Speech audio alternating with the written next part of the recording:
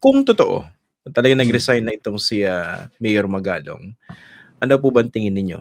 Kung totoo. Tatamaan ng husto yung ICI. May Dahil ano yan na-build up no? siya eh. Na-build May up ng husto political si ano yan no? Magalong. Impact Ang no? alam ko, siya nga ang gustong chair ng ICI eh. Hindi lang niya tinanggap dahil kung naging chair siya, kailangan niya mag-resign. Baguio Mayor. No? So, major yan kung sakaling nag-resign siya. Dahil siya yung na-build up ng husto eh. Hindi naman si Andy Reyes eh ang na-build up doon eh. No? Hindi naman si Andy Reyes eh. Kung si Andy Reyes ang mag-resign, parang okay. Okay. Grabe naman kayo. Well, you know, all due respect kay Justice Reyes, hindi siya kilala ng mga tao, di ba? At yun. At ano? At yun.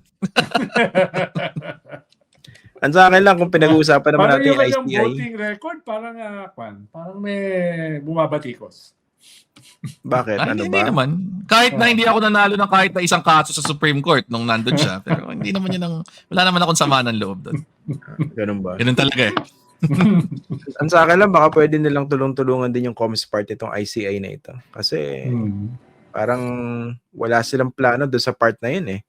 Lalo kung pinag-uusapan natin dito yung communication strategy ng iba't ibang mga grupo. No?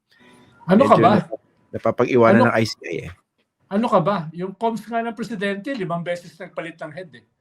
Tapos gusto mo pa ayusin yung comms ng ICI. Di ba independent to? Napakalaki naman ang hinihingi mo. Di ba independent?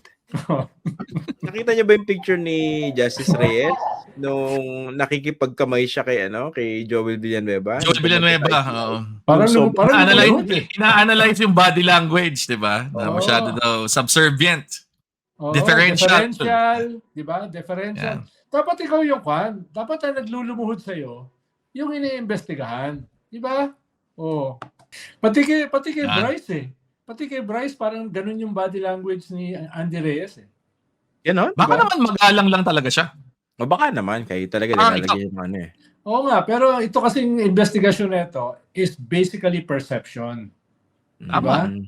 Kaya dapat yung perception ay ikaw yung merong detachment. Ikaw yung may takot sa kanya.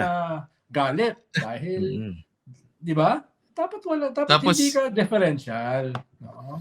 Tapos hindi nakatulong yung pinag-usapan natin kaisa-isa nilang press release na Oy, yung mga ebidensya sinisira na. Pututol kami. Di ba? Hindi ko naman sinasabi na kinakailangan sila maging assholes katulad ng mga nandito sa Fox First. Wala akong ganun sinasabi. Pero dapat may kaunti kang no? Bakit dinamay tayo doon? Sige, okay. Naglabas kayo nung anong asshole na yun? US, tapos HULE, ayo ng mga butas. Ganun ba yan? Ako magalang ako eh. Lahat in fairness ako eh. In fairness. Wala akong hatol eh. Never ako humahatol eh. Hanggat hindi kompleto ang ebidensya. Pero yung iba rito, simula pa lang nagra-rant na eh. Intro pa lang kanina, nagra-rant na yung host eh.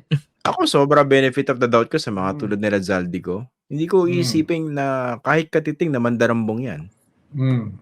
Oo nga. Diba? Binabanata mo nga yung witness eh, labang kay Zaldico eh. Correct. Diba? Pero maganda yung fleet ni Zaldico daming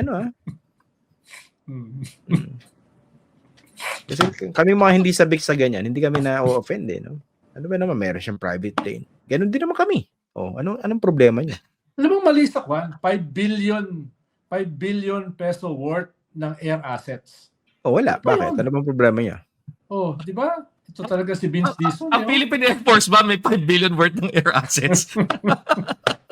Parang konti na lang yata. Pwede na tapatan yung Air Force natin. Finrish ka agad ng Vince Dizon eh. Ayan ang problema sa kanila. Dapat patunayan muna na merong anomalya yung 5 billion peso worth of air assets. Parang yan.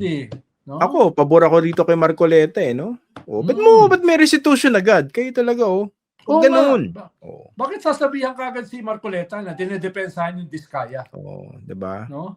Abogado naman siya. Nag-aabogado lang sa Diskaya tapos dinedepensahan na. Ano bang masama doon? Ito talaga si Senator Ping Lacson masyadong judgmental eh. No? Sila may problema dyan eh. Hindi lang nila naunawaan itong si Senator Oo. Marcoleta. Talagang lang siya prosecutorial yung kanyang asta, no? Prosecutorial yung kanyang asta, di ba? Kaya din dapat intindihin natin, kaya niya inaalalayan yung weakness niya. Kasi gusto nila lumabas ang katotohanan eh.